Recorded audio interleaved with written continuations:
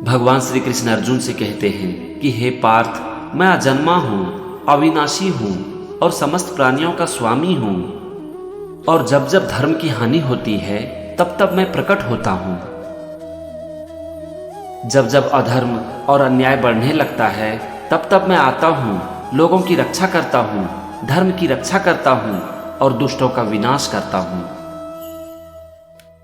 भगवान श्री कृष्ण कहते हैं कि इस दुनिया में लोग स्वार्थी हो जाते हैं, मोह के बंधन में फंस जाते हैं और खुद को समाज कल्याण से भी ऊपर रखते हैं। इसीलिए हे पार्थ, खुद को अपने व्यक्तिगत मोह से बाहर निकालो और समाज कल्याण के लिए युद्ध करो, क्योंकि यही तुम्हारा परम कर्तव्य भी है और धर्म भी।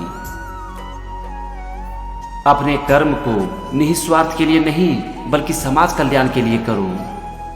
तुम ये युद्ध करो समाज कल्याण के लिए, जिसके लिए तुम्हें अपने रिश्तों और नातों से ऊपर उठना पड़ेगा। भगवान श्री कृष्ण अर्जुन को कर्म, अकर्म और विकर्म के बारे में बताते हैं। भगवान कहते हैं कि कर्म तो कर्म है, इसके बारे में तो तुम जानते ही हो, लेकिन जो कर्म कर्म फल की आशा को छोड़कर करे वो अकर्म है, और जो कर्म स्वार्थ की भावना से करे और वो समाज के लिए कल्याणकारी ना हो वो विकर्म है। और जो खुद को कर्म फल की इच्छा से मुक्त रखता है वही कर्मयोगी है और वही ज्ञानी भी है। उसके लिए उसका कर्म ही उसके कर्म का फल है, और इसीलिए वो निस्वार्थ भावना से कर्म को करते रहता है और कर्म फल की प्रतीक्षा में नहीं रहता। उनके ज्ञान की अग्नि उनके स्वार्थ, लोभ, क्रोध, द्वेष, जय, पराजय, मोह, लाभ, हानि सबको जला देती है और उनके कर्म को और भी ज्यादा शुद्ध और पवित्र कर देती है। और फिर ये ज्ञानी खुद के लिए सिर्फ वही काम करते हैं जो कि उनकी जरूरत है, और खुद को समाज कल्याण के लिए समर्पित कर देते हैं, और इस तरह से उनका जीवन समाज के लिए कल्याणकारी हो जाता है। भगवान अर्जुन से कहते हैं कि हे निष्पाप अर्जुन, ऐसे ही ज्ञानी का जीवन यज्ञ है। तुम भी अपने जीवन को यज्ञ बना दो और उसके हवन कुंड में अपने कर्म फल की इच्छा को जला डालो। इससे तुम्हारा जीवन और तुम्हारा कर्म पवित्र हो जाएगा और समाज के लिए कल्याणकारी भी हो जाएगा। अर्जुन भगवान से पूछते हैं कि हे कृष्ण, ये यज्ञ क्या है? इस पर भगवान कहते हैं कि अलग अलग लोग अलग अलग यज्ञ की परिभाषा देते हैं, लेकिन वास्तव में 4 तरह का यज्ञ है। पहला है द्रव्य यज्ञ। इसमें हम जो पैसा कमाते हैं उसे समाज कल्याण के लिए लगाते हैं, यानी कि ये लोक सेवा है। दूसरा है तपो यज्ञ। जब एक इंसान अपने कर्म को अपनी तपस्या बना लेता है तो उसका जीवन तपो यज्ञ बन जाता है। तीसरा यज्ञ है योग यज्ञ। इसमें लोग ध्यान और समाधि करते हैं। और चौथा यज्ञ है ज्ञान यज्ञ। भगवान कहते हैं कि वैसे तो ये चारों यज्ञ बहुत ही महत्वपूर्ण है, लेकिन इसमें से सर्वश्रेष्ठ है ज्ञान यज्ञ, क्योंकि ज्ञान के द्वारा ही हम ये जान पाते हैं कि क्या सही है और क्या गलत। ज्ञान से ही हम अच्छे कर्म कर पाते हैं और खुद को मोह के बंधन से मुक्त कर पाते हैं। इसीलिए हे अर्जुन, तुम ज्ञान की नौका में बैठकर पाप के सागर को पार कर जाओ। भगवान कहते हैं कि हे अर्जुन, जैसे अग्नि सब कुछ जलाकर भस्म कर देती है, ठीक उसी तरह ज्ञान की अग्नि कर्मफल की इच्छा और कर्मफल न मिलने से आने वाले क्रोध को जलाकर भस्म कर देती है।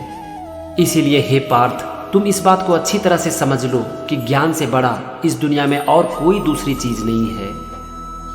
जो अज्ञानी है, जो बात बात पर शंका करते हैं, वो एक दिन पूरी तरह से नष्ट हो जाते हैं और उन्हें जीवन में कभी भी शांति नहीं मिलती है। इसीलिए हे पार्थ, अपने संदेह को त्यागो और अपने अंदर सो रहे ज्ञान को जगाओ। ज्ञान योगी बनो, क्योंकि ज्ञान की चरम सीमा ही कर्म का संन्यास है। भगवान कहते हैं कि हे अर्जुन, जो बिना किसी स्वार्थ के द्वेष की भावना से ऊपर उठकर कर्म करते हैं वो कर्म सन्यासी हैं, और वो संसार के सारे बंधनों से मुक्त हो जाते हैं। इसीलिए कर्म सन्यास कर्म को त्यागने का मार्ग नहीं है, बल्कि ये है कर्म फल की इच्छा का त्याग। इसीलिए कर्म संन्यास और कर्म योग अलग अलग नहीं है, ये एक दूसरे से जुड़े हुए हैं। और जो इसे अलग अलग समझता है वो महामूर्ख है। जो ज्ञानी होते हैं वो ये समझ जाते हैं कि कर्म संन्यास और कर्म योग दोनों एक ही है। भगवान कहते हैं कि हे अर्जुन, कर्म त्याग का मतलब कर्म का त्याग नहीं है, बल्कि इसका मतलब है अपने निहित स्वार्थ का त्याग। और इसीलिए कर्म योग के बिना कर्म संन्यास की प्राप्ति हो ही नहीं सकती। जो कर्मयोगी होते हैं उनका हर कर्म समाज कल्याण के लिए होता है और इसीलिए पाप उन्हें छू तक नहीं सकता। भगवान श्री कृष्ण अर्जुन से कहते हैं कि हे अर्जुन, जो कर्मयोगी होते हैं वो कर्म फल की इच्छा को त्याग कर परम शक्ति को प्राप्त कर लेते हैं और वो 9 द्वार वाले शरीर रूपी घर में सुखी रहते हैं। भगवान श्री कृष्ण कहते हैं कि जब एक मनुष्य का अज्ञान उसके ज्ञान को ढक देता है तो इससे वो भ्रमित हो जाता है, और आत्मज्ञान जब अज्ञान को नष्ट कर देता है तो ज्ञानी इस जीवन में परम सत्य को प्राप्त कर लेते हैं और इस तरह से उन्हें मोक्ष की प्राप्ति हो जाती है। इसीलिए हे पार्थ, अपने इस नश्वर जीवन को अर्थपूर्ण बनाओ और समाज के लिए कल्याणकारी बनाओ। ज्ञान प्रकाश है और इसीलिए अपना सारा जीवन ज्ञान की प्राप्ति में लगा दो। और अगर तुमने ज्ञान की प्राप्ति कर ली तो तुम जीवन में भटकने से बच जाओगे और इस तरह से तुम्हें जीवन में शांति भी मिलेगी। भगवान कहते हैं कि हे धनंजय, शांति का मार्ग मैं हूं। जो मुझे हर लोक का स्वामी, हर प्राणी का हितैषी और देखभाल करने वाला मानते हैं वही शांति पाते हैं। और इसीलिए अगर तुम मुझे अपना हितैषी मानते हो तो मेरा कहा मानो और युद्ध करो, क्योंकि इस युद्ध के बिना तुम्हें जीवन में कभी भी शांति नहीं मिल सकती। जो लोग अपने धर्म से भाग जाते हैं उसे जीवन में कभी भी शांति मिल ही नहीं सकती। इसीलिए हे पार्थ, ये युद्ध तुम्हारा धर्म है, अपने धर्म का पालन करो और उसके परिणाम के बारे में ना सोचो। इस युद्ध में कौन मरेगा और कौन जीवित रहेगा ये तुम्हारे कर्म क्षेत्र से बाहर है, और इसीलिए संदेह, द्वेष और आकांक्षा से ऊपर उठो और युद्ध करो। भगवान कहते हैं कि हे अर्जुन, हर मानव का ये कर्तव्य है कि वो अपना पतन ना होने दे और स्वयं ही अपना उद्धार करे। एक मनुष्य स्वयं ही अपना दोस्त भी है और अपना दुश्मन भी। जिस मनुष्य ने अपने मन और अपने इंद्रियों को अपने वश में कर लिया हो वो खुद का सबसे बड़ा मित्र है, और जो इनके वश में आ गया हो वो स्वयं का सबसे बड़ा दुश्मन है। जो जीवन के हर ऋतु में और जीवन की हर परिस्थिति में अपने मन के संतुलन को बनाए रखे वो परमात्मा को प्राप्त कर लेता है। भगवान कहते हैं कि जीवन संतुलन का नाम है। जो ज़्यादा खाते हैं या बिल्कुल ही नहीं खाते हैं या फिर ज़्यादा सोते हैं या बिल्कुल ही नहीं सोते हैं, उनका मन कभी भी शांत नहीं रह सकता। जो लोग अपने जीवन को संतुलन में जीते हैं वो कभी भी दुखी नहीं रहते। अपने चंचल मन को अपने वश में रखो, उसे मनमानी ना करने दो, यही तुम्हारा उपचार है। भगवान अर्जुन से कहते हैं कि हे अर्जुन, मेरी तरफ देखो। जिसे हर दिशा में और हर वस्तु में मैं दिखाई दूं वो जीवन में कभी भी भटक नहीं सकता। जो मुझे याद करता है और मुझे नहीं भूलता है उसे मैं भी नहीं भूलता।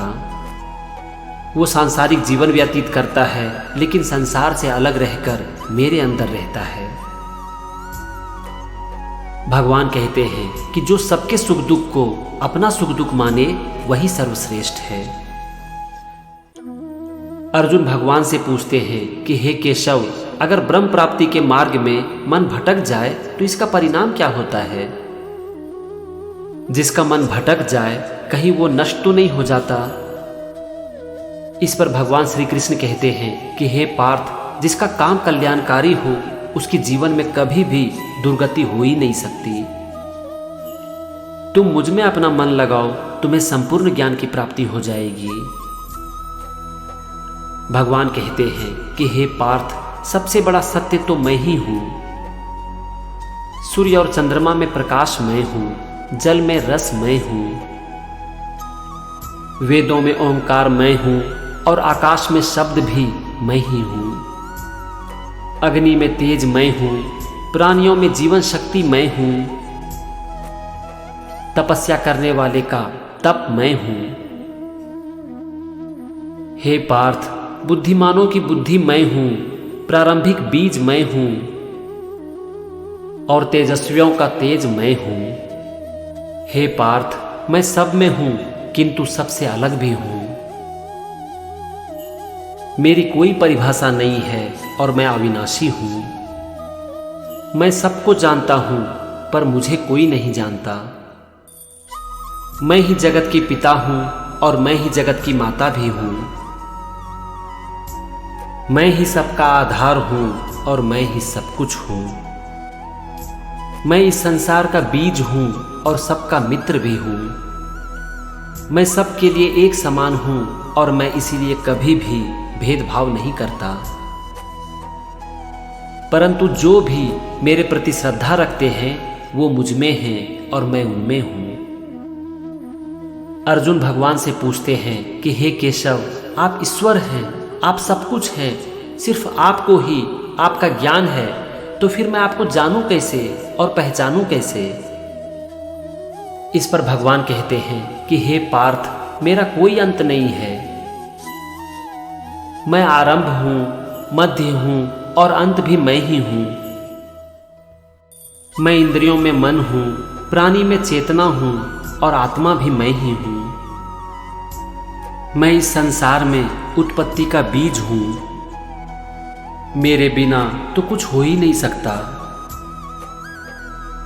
मैं प्राणों का प्राण हूं और जीवन का जीव हूं।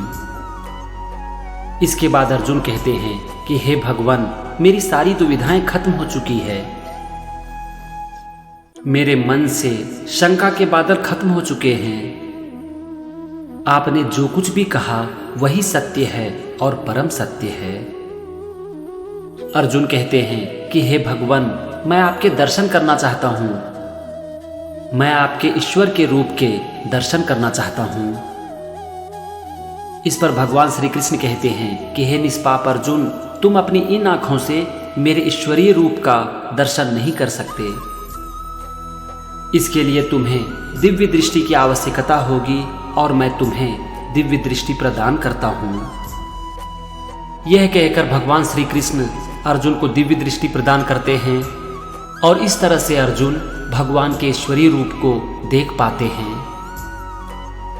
फिर अर्जुन भगवान से कहते हैं कि हे भगवान, जैसे एक दोस्त अपने दोस्त को, पिता अपने पुत्र को और भगवान अपने भक्तों को क्षमा कर देते हैं, ठीक उसी तरह मुझे क्षमा कर दीजिए भगवान, मुझे क्षमा कर दीजिए। इस पर भगवान श्री कृष्ण कहते हैं कि हे अर्जुन, मित्र मित्र के बीच, पिता पुत्र के बीच और भगवान और भक्तों के बीच क्षमा शब्द का कोई स्थान ही नहीं है।